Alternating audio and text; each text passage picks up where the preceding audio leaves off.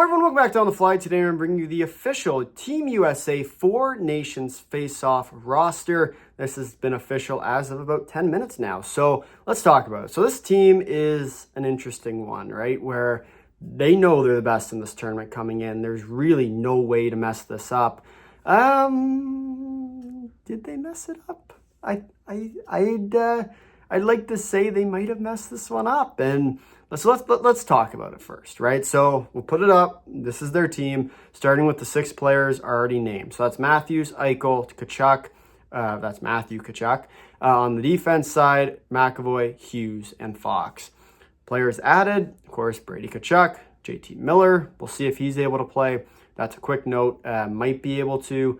Left for personal reasons. We'll see if he's back in time for the tournament. That one might be interesting to keep note of. Kyle Connor, Dylan Larkin, Jack Hughes, Vincent Trocheck, Jake Gensel, Chris Kreider, Matt Boldy, and Brock Nelson. Now, these are going to be some interesting line combinations. And the one thing I will say is they did end up taking Kreider, and we talked about it in the preview. I took Trocheck out in the original preview because Kreider wasn't in, but I did say that if Kreider was going in, Trocheck's in. If Trocheck's in, Kreider's in. So this seems to be the reasoning behind it, is I'm sure they wanted Trocheck and Kreider was just a part of that package.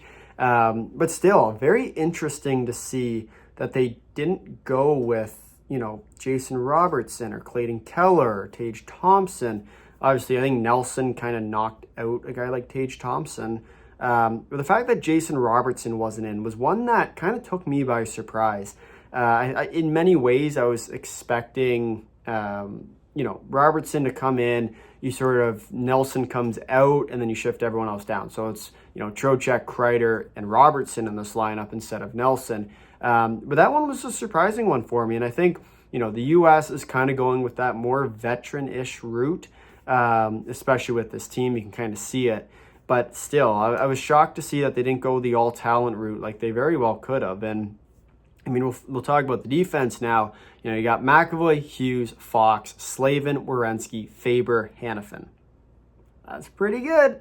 It's pretty good. The one thing I will say is I originally had Carlson instead of Hanifin, but I could see why you could use both there.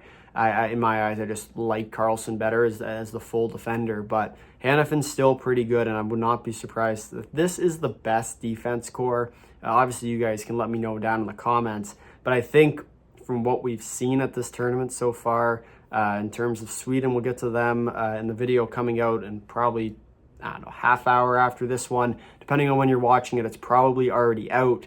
But this is an interesting one, right? Where I think, this defense core is really solid for the U.S. and frankly, it's going to be difficult to get goals on them. Not to mention, now we'll talk about the goaltending with Hellebuck, Ottinger, Swayman.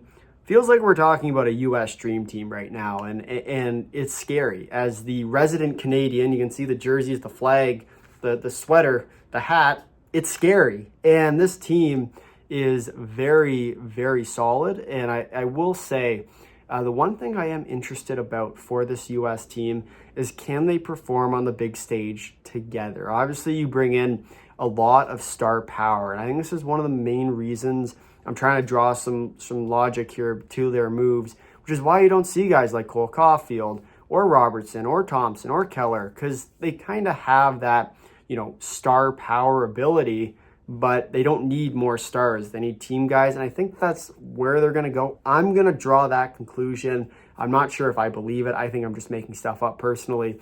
But Brock Nelson, very long-term vet. Same with Kreider, Trocheck as well. Players that are going to be able to perform on that big stage and make the extra pass. And I think, we'll see in the long run whether that works. I really don't think it's going to matter that much. As I talked about in the projection video, I don't think that the U.S. blew it in any capacity with their picks, but I do think that they made it a little bit closer by not taking the star power with some of the other teams like Canada. And we'll have that video up probably by the time you're watching this as well. But this U.S. team is dangerous, and I am kind of surprised that they didn't take all of the danger that comes with it. But we'll see. The forward group is still solid, and you have guys like Matthews and Eichel and Tkachuk and the other Tkachuk, where it's going to be a gritty type of team where you have guys like Trocheck and Kreider. I think those are going to be and Kyle Connor as well, sort of that underrated grinder type role. Very interesting guy. But at the same time, this is a team that's going to contend, and I have to say, this is a team that still scares me as the Canadian. And, whether Sweden doesn't really, I don't think Sweden's going to be able to put up with a team like Canada. Neither do I think Finland. I think Finland probably is one of the, if I had to rank them, fourth in this tournament. But still a good team. But at the same time, for the U.S., it's a tough one, right? Because the U.S. is a real good team, just unfortunately can't find it all. So they still get all the guys they want. And I don't think there's anyone here that's really that much out there. Kreider still puts up the points. He's still the same Kreider of old, right? Where he's going to be a gritty grinder. He's going to play the right way. And he's going to get under your skin. And I think you look at this team, between Tkachuk, between Kreider, between Trocheck, between the goal scorers with guys like Matthews and Gensel and Kyle Connor. You get JT Miller, which I think could be an interesting one.